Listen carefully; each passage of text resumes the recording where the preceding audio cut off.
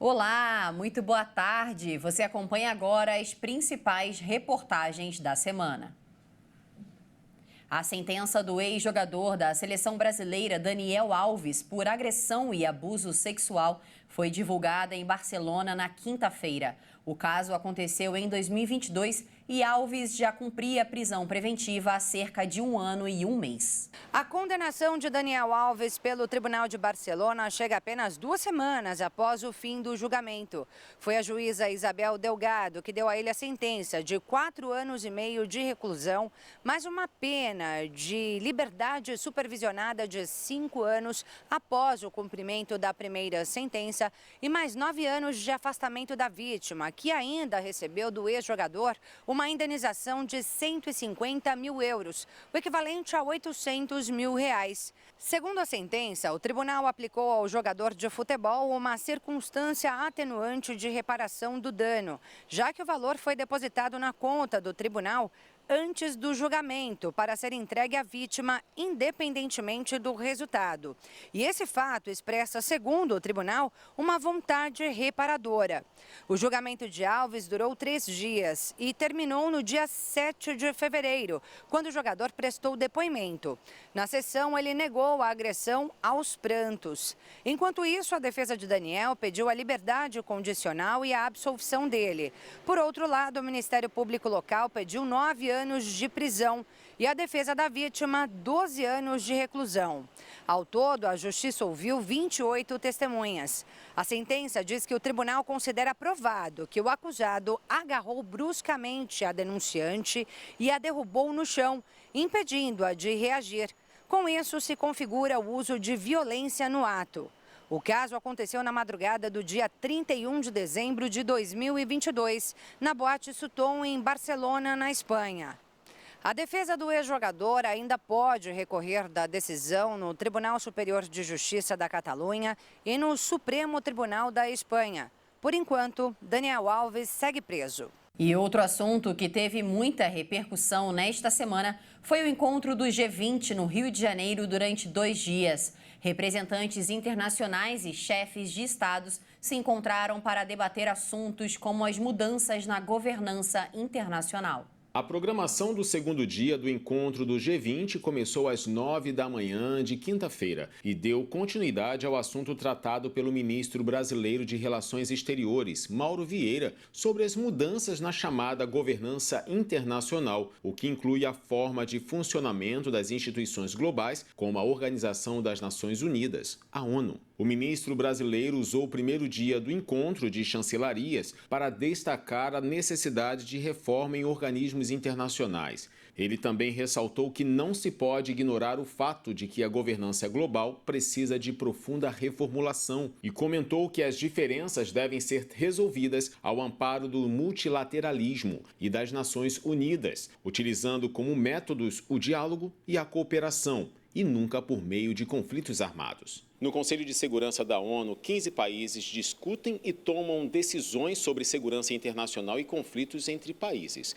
Mas apenas 5 deles, como Estados Unidos, Rússia, China, França e Reino Unido, têm o poder de veto, o que tem inviabilizado resoluções como um cessar-fogo na faixa de Gaza. Nesse caso, o veto foi americano. E o Brasil pontua que deve ter um lugar entre eles. O Brasil também teve a proposta de apresentar ao G20 uma norma internacional de regular a tributação sobre heranças. O ministro da Fazenda, Fernando Haddad, cita que, atualmente, existem barreiras que permitem o não pagamento de tributos por pessoas ricas. Haddad também afirmou que o governo brasileiro aproveitará a presidência do G20 para apresentar algumas ideias inéditas na área de finanças internacionais, pois temas como os relacionados à tributação de empresas que operam em vários países já fazem parte do debate global com boa aceitação. Mas, por exemplo, imposto sobre herança não tem discussão. O encontro na Marina da Glória é a primeira reunião em nível ministerial do G20 sob a presidência brasileira. Já nos dias 28 e 29 de fevereiro, ministro das Finanças e presidentes de bancos centrais se encontrarão em São Paulo. Na sequência, estão previstas diversas reuniões de grupos de trabalho em cidades brasileiras, até o encontro final, quando chefes de Estado e de governo se encontrarão nos dias 18 e 19 de novembro, aqui no Rio de Janeiro. Além de encontros em territórios brasileiros, o país pretende preparar uma cúpula de ministros em setembro, em paralelo ao encontro anual da Assembleia Geral da ONU. E mudando de assunto, as empresas que participam de um projeto piloto que propõe a semana de 4 dias de trabalho no Brasil já têm percebido menos faltas injustificadas e aumento no foco durante as horas trabalhadas. 22 empresas que têm entre 5 e 250 colaboradores participam do projeto piloto chamado 4-Day Week Brasil, que é uma parceria com uma organização global sem fins lucrativos que faz pesquisas sobre trabalho ao redor do mundo.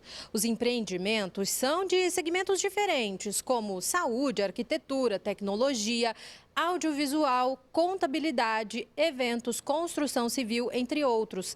E estão localizados nas capitais do Rio de Janeiro, Minas Gerais, Paraná e Rio Grande do Sul. Em São Paulo, há participantes tanto da capital quanto de Campinas, cidade do interior. Mais de 70% das empresas testam a implantação da semana de 4 dias de trabalho com todos os funcionários e as demais decidiram escolher apenas um departamento. Ao todo, o teste inclui 280 colaboradores. As equipes foram preparadas por 3 meses, entre setembro e dezembro do ano passado, até começarem a trabalhar com a carga horária reduzida, ganhando o mesmo salário, mas com o objetivo de manter 100% da produtividade. E os resultados já começam a aparecer. Empresas participantes já perceberam uma redução significativa, tanto nas faltas injustificadas quanto nos atrasos, já que com mais tempo livre, as pessoas teriam se organizado melhor, com espaço na agenda para resolver pendências em casa, acessar serviços que funcionam em horários que conflitam com os de expediente de trabalho, praticar atividades físicas, manter um hobby ou até passar mais tempo com os filhos, tem ajudado os colaboradores a chegarem ao trabalho mais dispostos do que antes. No geral, eles têm mantido mais foco nas tarefas, entregado com mais agilidade, além de apresentar melhora na criatividade, que requer estímulos diversos e horas de descanso. Já as empresas têm buscado novas soluções e tecnologias para tornar as atividades mais dinâmicas, além de identificar processos ineficientes e reuniões desnecessárias, por exemplo. A estratégia que tem funcionado para a maioria também enfrenta desafios. O dono de uma fornecedora de suprimentos para indústrias nos Estados Unidos alegou que os funcionários ficaram sobrecarregados com essas mudanças e tiveram dificuldades de atender adequadamente os clientes, além de ter problemas para organizar férias anuais e substituições em casos de falta por doença.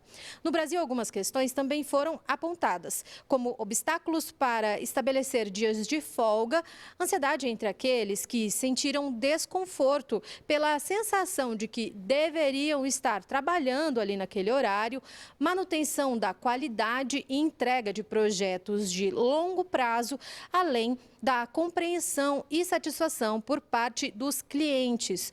O experimento ainda vai durar no Brasil pelo menos 6 meses, período em que a organização monitora os indicadores dos participantes. As pesquisas são feitas através de uma parceria entre a Universidade Americana Boston College e a FGV, Fundação Getúlio Vargas, junto com outras instituições. Hoje é dia 25, faltam 4 dias para acabar fevereiro e para a maioria dos brasileiros serão dias de aperto, já que o salário já acabou. A situação se repete todos os meses, conforme uma pesquisa que foi divulgada. Trabalha o mês todo e, quando recebe o salário, o dinheiro vai embora em poucos dias. Você não está sozinho nessa. Segundo uma pesquisa da Fintech Zetra e Salary Fits, o dinheiro acaba antes do fim do mês para 63% dos trabalhadores, com carteira assinada. A gente tem que fazer uma ginástica, se não é os filhos para ajudar, quando você tem que tirar um extra assim, para consulta, e aí vem remédio, né? Entre outras coisas mais, né? Mais complicado ainda é que boa parte desses 63% não possuem, muitas vezes, dinheiro suficiente para cobrir nem mesmo as despesas básicas. Nosso salário não dá nem para chegar no começo, quem dirá no final do mês. O salário hoje não está dando para muita coisa, não. A falta de dinheiro impacta outras áreas da vida do trabalhador, incluindo a saúde física e mental. 58% dos trabalhadores entrevistados se dizem estressados quando enfrentam a falta de dinheiro no fim do mês. 44% percebem aumento de irritabilidade em casa. Outros 44% notam a diminuição da atenção e 34% produzem menos. A gente fica estressado, né? Porque você queria comprar uma coisa a mais, né? Você quer comprar uma sandália, você quer comprar um calçado, não dá. Comprar uma roupa não dá, é de ano em ano mesmo. A gente não dorme direito, a gente fica mal. Eu sei mesmo, colegas minhas de trabalho, a mesma coisa. O mês todo preocupado, porque, querendo ou não, tudo a gente depende do dinheiro, né? O salário diz que aumenta, as coisas aumentam o dobro. E aí a gente fica como? A situação financeira afeta diretamente a saúde mental de diversas formas, podendo gerar sintomas desconfortáveis e mudanças até de comportamento, como isolamento social, queda de produtividade, distúrbio do sono, alterações de humor, apetite, entre outros efeitos colaterais, né? O endividamento gera também estresse, leva a pessoa a ter um sentimento de culpa, de raiva, depressão, ansiedade, e isso faz com que as pessoas, algumas pessoas na verdade, né, busque como se fosse uma válvula de escape no álcool, na droga. A pesquisa mostra que a saúde financeira pode impactar também a saúde mental do trabalhador, influenciando diretamente na prosperidade ou no fracasso dos negócios da empresa onde ele está inserido. Sem saúde mental, não tem como o colaborador ele ser produtivo, né, crescer junto com a empresa, visto que o seu foco, né, o seu raciocínio, a sua memória, elas não vão funcionar como esperado. A saúde mental dos colaboradores tem impacto direto com o rendimento da empresa. A Conferência Nacional de Educação, cuja etapa final aconteceu no final do mês de janeiro, construiu um documento com propostas para o novo Plano Nacional de Educação. As metas deverão guiar o ensino em todo o Brasil pelos próximos 10 anos. Plano Nacional de Educação. Você sabe o que é isso? Não. Nunca ouviu falar? Não. Não tenho conhecimento nenhum. Conhecido como PNE, o plano determina as diretrizes e estratégias para a política educacional do país por um prazo de 10 anos.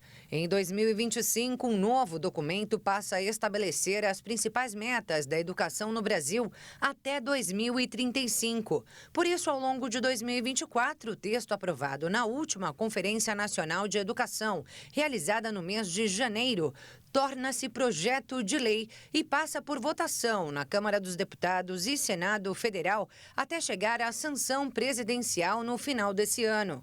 Mas o conteúdo do documento ainda é pouco conhecido. A divulgação é bem precária, né? Que a população não sabe de uma coisa tão fundamental que é a educação do país, né? A deputada federal Franciane Bayer, membro da Comissão de Educação na Câmara, afirma que nem mesmo os parlamentares tomaram o conhecimento devido sobre o tema. O que aconteceu é que a Conferência Nacional de Educação, ela se deu de uma forma muito rápida e extraordinária. Então, impediu com que a maioria da população pudesse acompanhar e participar, né? O texto do novo Plano Nacional de Educação mantém algumas metas do antigo PNE, como a universalização da pré-escola a partir dos 4 anos de idade, a ampliação das matrículas do ensino profissionalizante, a implementação do ensino integral em 50% das escolas e o investimento de 10% do produto interno bruto na educação. Por outro lado, o documento prevê o fim do novo ensino médio, a desmilitarização das escolas e também proíbe o ensino domiciliar, o chamado homeschooling. Então, esse documento ele traz ataques contra escolas militares, ele traz ataques contra escolas privadas particulares, principalmente as confessionais, querendo interferir nas escolas confessionais. Ele é contra o homeschooling, né, a educação domiciliar. Ele traz apontamentos para impedir a participação dos pais na educação escolar dos filhos, que nos chama muita atenção, né, porque a gente sempre trabalha o chamamento dos pais para perto da educação, para perto dos filhos. E esse documento quer afastar cada vez mais o convívio familiar junto do ambiente escolar. É um documento que está cheio de ideologia, cheio de doutrinação ideológica, política partidária, e está esquecendo do fundamental, que é a educação mesmo, né? A deputada do Republicanos do Rio Grande do Sul explica as razões que, para ela, indicam que o novo PNE teria a intenção de doutrinar. A gente pode ressaltar vários trechos do documento que traz palavras pejorativas quando se trata outro grupo. Então, a gente traz um plano que exclui alguns grupos, né? Segrega, na verdade, a sociedade em grupos e coloca isso dentro do plano de educação, um ataque a outro, sem o respeito ao todo e sem o conhecimento principal, como eu digo, que é o técnico. A gente não está falando aqui em preconceito ou em julgamento de cada indivíduo, mas a gente não pode usar um plano de educação para impor coisas para as crianças. E outra preocupação também é sobre cada faixa etária, que conteúdo que ela recebe. Porque a questão, por exemplo, de sexualidade, se ela for trabalhada nos anos iniciais, ela tem que ter muito cuidado e saber como se fala com essas crianças. E aí a gente tem materiais sendo publicados, muitas vezes, por causa do plano de educação e para abarcar essa temática, com conteúdos que não são para crianças sendo usados na sala de aula com pequenos. Esta educadora enumera o que realmente deveria ser melhorado, na opinião dela, para que o Brasil possa subir nos rankings internacionais de educação, onde há anos ocupa as últimas posições. O que a gente precisa é olhar para fora e colocar os nossos alunos com um olhar muito mais atento a essa internacionalização. Pensamento crítico é importante, então esse é um assunto que tem que estar na pauta da formação de todos os estudantes, a questão da criatividade, mais do que o conteúdo em si. A tecnologia hoje a gente percebe com a questão da inteligência artificial que precisamos olhar para a metodologia que nós estamos usando em sala de aula, a forma como nós estamos criando e estamos desenvolvendo os nossos estudantes aqui na formação. São sugestões para o desenvolvimento educacional que, para a deputada, deveriam estar em destaque no novo Plano Nacional de Educação. Eu sou membro da Comissão de Educação, então assim que o plano chegar, deve ser criado um grupo de trabalho, nós devemos fazer audiência pública sobre o plano, fazer debate sobre o plano e queremos trabalhar, primeiro, para minimizar os impactos, então é retirar alguns pontos desse plano, né? Mas ainda estou trabalhando pela não aprovação do plano de educação. O governo federal lançou uma mobilização nacional no combate à dengue nas escolas de todo o país. O evento foi realizado no Distrito Federal. O Ministério da Saúde e o Ministério da Educação lançaram hoje uma mobilização nacional para intensificar o combate ao mosquito da dengue. O evento foi realizado em uma escola pública aqui do Distrito Federal e contou com a participação de autoridades locais, inclusive do governador Ibanez Rocha. O Distrito Federal é a unidade da federação com maior incidência de casos de dengue no país para cada 100 mil habitantes. 35 pessoas já morreram em decorrência da dengue aqui na capital federal. E no país já são mais de 120 mortos. Outros 456 óbitos estão em investigação. A mobilização nacional contra a dengue, lançada hoje, pretende orientar mais de 25 milhões de estudantes sobre a doença em mais de 100 mil instituições públicas de ensino no país. O objetivo é levar informações sobre a prevenção e o combate à dengue através de atividades pedagógicas lúdicas e fazer com que os estudantes contribuam no monitoramento de possíveis focos e na disseminação de informações em casa, no bairro e entre os amigos. Qual é a ideia aqui nossa? Há um programa que é Saúde na Escola, que é do Ministério da Saúde. Nós já temos hoje 102 mil escolas que participam desse programa. São ações de orientação aos alunos da escola, porque o ambiente da escola tem que ser um ambiente seguro, todos os aspectos, inclusive na saúde.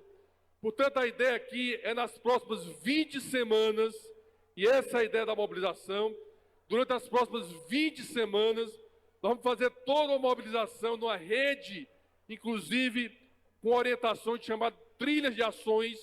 Toda semana, o Ministério da Saúde, o governador Ibanez e o Ministério da Educação vai informar a trilha de ações para aquela semana, e aí as escolas vão realizar gincanas, vão fazer murais, vão fazer atividades dentro da escola, envolver a comunidade do entorno da escola, levar as crianças, levar informações para suas casas, para os seus pais, para os seus familiares, orientações que vocês vão ter que receber aqui na escola de vocês, na escola aqui de JK. E vocês também vão ser agentes de saúde, tá? Vocês vão ser agentes de saúde.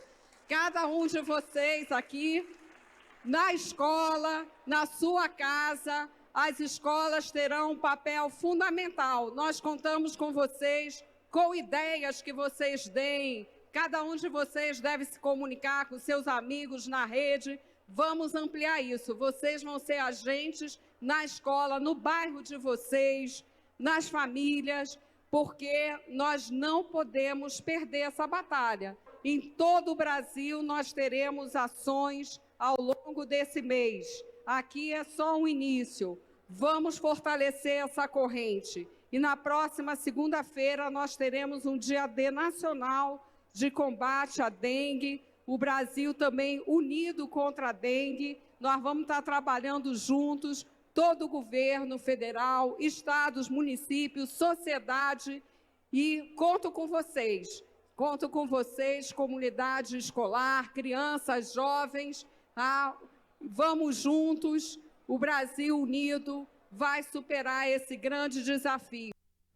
E veja a seguir, operações do Terminal Gentileza começam no Rio de Janeiro. Previsão é que mais de 150 mil passageiros utilizem o serviço diariamente. E ainda, Balneário Camboriú ganha parque repleto de itens da NASA. Nós voltamos em instantes. Até já!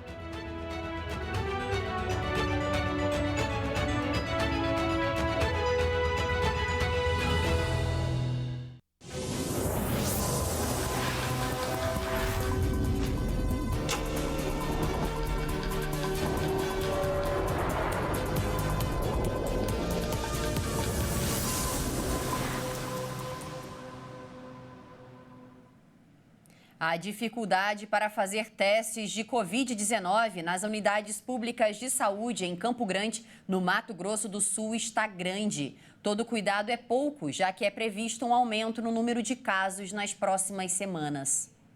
Os gráficos da Secretaria de Estado de Saúde mostram a evolução dos casos e de óbitos por Covid-19 em Mato Grosso do Sul. Na primeira semana de 2024, foram registrados 188 casos e 6 óbitos. Na segunda semana, 263 casos e 2 óbitos. Na terceira semana, 336 casos e 4 óbitos. Na quarta semana, 450 casos e 4 óbitos. Na quinta semana, 621 casos e 3 óbitos. E na sexta semana, 457 casos e nenhuma morte pela doença. Na capital, foram contabilizados 246 novos casos na última semana.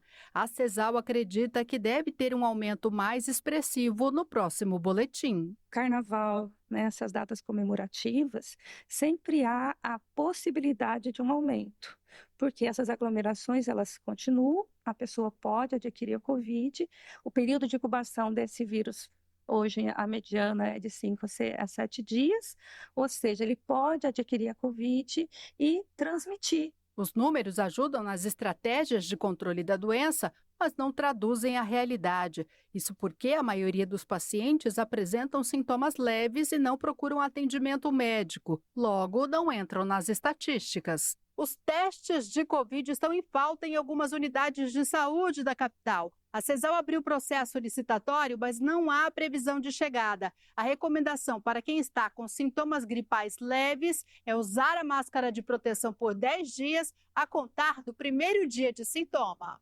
Você que apresenta febre, uma coriza, uma dor de garganta, imediatamente coloque a máscara. Pode procurar um médico se sentir essa necessidade, e aí o diagnóstico vai ser feito. Mantenha o uso dessas máscaras no mínimo de 7 a 10 dias. Segundo a secretária municipal de saúde, o diagnóstico da Covid não depende de exame laboratorial. Aqueles pacientes imunocomprometidos, aqueles que fazem diálise, né, os pacientes idosos e as crianças, elas devem procurar o médico nos sintomas, seja ele de uma síndrome gripal leve, que no caso seria uma febre, uma dor de garganta, e nas crianças até uma obstrução nasal, uma irritabilidade. No idoso também ele pode não apresentar a febre, mas apresentar isso. Então, essas pessoas a gente recomenda sempre procurar a assistência médica, porque são os que a gente chama dos nossos grupos de risco. Em Campo Grande, foram registrados 3 óbitos por Covid este ano. Todos os pacientes tinham mais de 80 anos. Foi uma grande conquista nossa a vacinação. As crianças, que a nossa meta era 90%, nós não atingimos nem 6% em cada faixa etária. Os idosos, nós estamos com a meta próxima. Parece que eles se preocupam mais e estão indo vacinar. Então, nós chamamos para que essas pessoas que não se vacinaram procurem uma unidade. Nós temos vacina suficiente para cobrir. E, de fato, ela consegue evitar as formas graves. Pode não prevenir totalmente a pessoa de ter uma Covid leve, como eu falei. Mas a Covid leve, você tomando os cuidados, você vai ficar bem.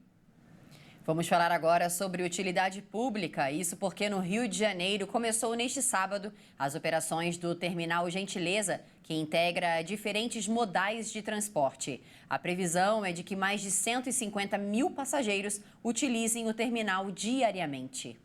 O VLT, que até então parava em uma estação próxima da região, vai passar a operar dentro do Terminal Gentileza. A fase inicial da operação do BRT Transbrasil se estende até dia 30 de março. Nesse período, teremos os ônibus articulados circulando no trecho entre o bairro da Penha e o novo terminal, no horário das 12 horas até as 14 horas. Com intervalos de 10 minutos. O tempo estimado entre as viagens e tempo de percurso é de 20 minutos. E o preço da passagem será o mesmo cobrado em todos os modais municipais, no valor de R$ 4,30. E uma outra novidade que também foi anunciada pela Prefeitura do Rio é que a partir do dia 16 de março, os caminhões não poderão mais circular nas duas pistas centrais da Avenida Brasil, entre os horários das 4 da manhã e as 22 horas. Então, caminhoneiros, fiquem atentos. O dado da Pesquisa Nacional de Satisfação do Passageiro e Desempenho Aeroportuário mostrou que os aeroportos do país são bons ou muito bons para 92% dos passageiros. O número é referente ao 4º trimestre de 2023. No levantamento realizado pelo Ministério de Portos e Aeroportos, cada entrevistado avaliou um total de 17 indicadores com notas de 1 até 5. E aí 92% deram notas 4 e 5 para os 20 principais aeroportos do país. O que quer dizer que consideraram como bons ou muito bons todos esses terminais. Mas é claro que tem ressalvas. A pesquisa aponta também para a necessidade de melhorias, como a disponibilidade de tomadas e mais vagas de estacionamento, que foram os 2 quesitos que receberam as piores notas, um pouco abaixo de 4 pontos nos 2 casos. Entre os serviços com as melhores pontuações estão o controle migratório, controle aduaneiro, inspeção de segurança, processo de check-in e aquisição da passagem. A avaliação foi feita de acordo com a categoria do terminal, considerando a quantidade de passageiros transportados por ano. Na primeira categoria, aeroportos com movimentação de até 5 milhões de passageiros. E na segunda, terminais com circulação de até 10 milhões de usuários. A melhor avaliação na primeira categoria ficou com o aeroporto de Vitória, no Espírito Santo, seguido por Florianópolis, Maceió, Confins e Curitiba. E na segunda, o vencedor foi o aeroporto de Brasília, seguido por Campinas e, na sequência, Santos Dumont e Guarulhos, empatados. Essa pesquisa é realizada desde 2013 para avaliar a experiência do passageiro e então promover melhorias na infraestrutura dos aeroportos do país. Esse último levantamento entrevistou cerca de 25.500 pessoas. O frango não tem sido mais uma das melhores opções na mesa dos gaúchos. O preço do alimento na Grande Porto Alegre segue com tendência de alta e os motivos seriam a queda na produção e a mudança do clima. Confira.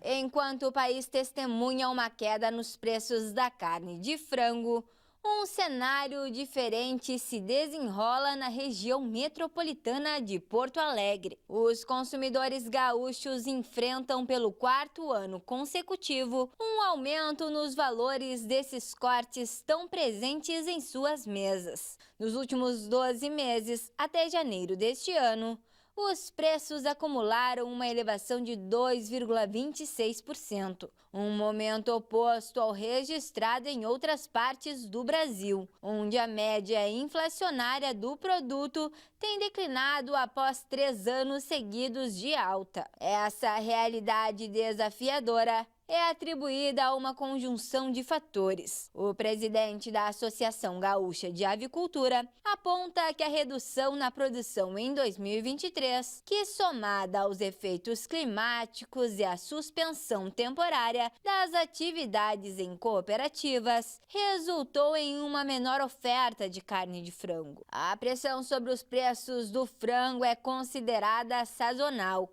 mas a expectativa de reversão dos incentivos fiscais adiciona incerteza ao cenário, podendo resultar em novos aumentos. E ainda na região sul do país, a badalada cidade de Balneário Camboriú, em Santa Catarina, vai ganhar um parque repleto de itens da NASA. O espaço terá pedaços de foguetes, réplicas de 40 metros de altura e simulador de decolagem para a Lua. A cidade conhecida como Dubai brasileira receberá mais um atrativo para seus turistas. O Parque da NASA, que terá o maior acervo de peças da Agência Espacial Americana fora dos Estados Unidos. O espaço contará com mais de 300 itens originais da NASA, que incluem roupas e acessórios usados em missões e até mesmo pedaços de foguete, além de uma réplica de 40 metros de altura do Saturno V, foguete que levou o homem à Lua e também vai simular uma decolagem lunar e garantir uma experiência imersiva aos visitantes. A atração de mais de 4.500 metros quadrados também terá telas interativas, salas imersivas e uma área dedicada ao futuro espacial, com itens do projeto da viagem do homem para Marte. Conforme o grupo responsável por administrar o parque, apesar da atração ter objetos originais e um padrão da agência, o parque não tem vínculo com a NASA. Um espaço semelhante a esse já existe na cidade de Canela, no Rio Grande do Sul, e o parque catarinense será semelhante. Seu lançamento está previsto para acontecer no dia 13 de março e contará com a presença do astronauta Charles Duke, um dos 12 homens a pisar na Lua. Todos os esforços para levarem a atração para a cidade exigiram um investimento de 30 milhões de reais. O Tribunal Superior Eleitoral tem auxiliado os eleitores a exercerem seu direito como cidadão com a proximidade das eleições para a escolha de vereadores e prefeitos. As eleitoras e eleitores com deficiência ou mobilidade reduzida já podem solicitar a troca do local de votação para sessões com acessibilidade. O pedido de troca do local de votação pode ser feito pela página Autoatendimento Eleitoral. A partir daí, o processo é simples. Selecione a opção Título Eleitoral e depois escolha a terceira alternativa, chamada Atualize ou Corrija seu título eleitoral. Clique então na aba Troque seu local de votação dentro do mesmo município. Após preencher alguns dados solicitados pela página, aparecerá uma tela com a lista dos documentos necessários para atender ao pedido. Depois de efetuar esse passo a passo, é só selecionar o local de votação desejado, desde que seja dentro do mesmo município em que você resida. Vale ressaltar que o requerimento pode ser feito também presencialmente em um cartório eleitoral. Ao final do processo, o usuário receberá um número de protocolo para acompanhar a sua solicitação. Além disso, o eleitor pode ficar por dentro das mudanças no site do TSE, também na aba Autoatendimento Eleitoral. Os usuários podem contar com uma ferramenta específica do site, chamada Ribenar, para o atendimento acessível dos conteúdos da web. A tecnologia traduz os textos do português para Libras e voz, além de contar com ações adicionais que atendem às diferentes tipos de dificuldades de leitura e compreensão de textos. Mas fique atento ao prazo. O pedido de transferência de sessão pode ser feito até o dia 8 de maio. Depois dessa data, o cadastro eleitoral estará suspenso para as eleições municipais que acontecem no dia 6 de outubro. E antes da gente encerrar, uma resolução propõe a instalação de canis e gatis em penitenciárias, para além da ressocialização de detentos, a redução de penas para quem cuidar dos animais. A medida aprovada pelo Conselho Nacional de Política Criminal e Penitenciária estabelece a instalação de canil e gatil nos estabelecimentos penais. O projeto entrará em funcionamento na penitenciária de Tremembé 1 e no Centro de Detenção Provisória de Taubaté. O objetivo da proposta é qualificar os detentos para a reinserção no mercado de trabalho através de um curso técnico com certificado, possibilitando a atuação e contratação por empresas de diversos ramos, além de humanizar os sistemas de execução penal, já que, segundo especialistas, a convivência com animais pode representar vínculos afetivos saudáveis, trazendo, portanto, benefícios psicológicos aos detentos. Também é incluída no documento a redução da pena de acordo com os serviços prestados. Segundo o relator da proposta, Alexander Barroso, a medida vai beneficiar não só os privados de liberdade, mas também os animais abandonados, com alimentação, saúde e meio ambiente equilibrado, além da oferta de adoção para a população. Todos os animais serão vacinados, vermifugados e castrados pelo Centro de Controle de Zoonoses, ou o órgão equivalente, estadual ou municipal, antes de serem enviadas às instalações. E essa edição termina aqui. Se você quiser rever alguma das nossas reportagens, é só acessar o nosso canal Hit Notícias no YouTube. Muito obrigada pela sua companhia. Tchau!